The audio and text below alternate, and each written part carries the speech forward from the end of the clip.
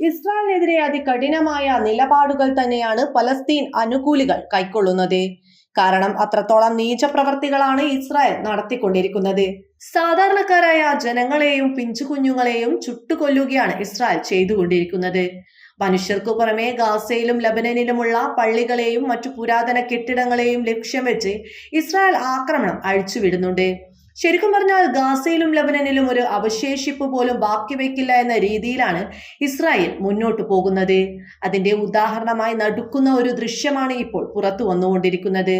പലസ്തീനിലെ Negev മരുഭൂമിയിലെ പള്ളി Israel പൊളിച്ചു മാറ്റുന്ന ദൃശ്യങ്ങളാണ് പുറത്തു വരുന്നത്.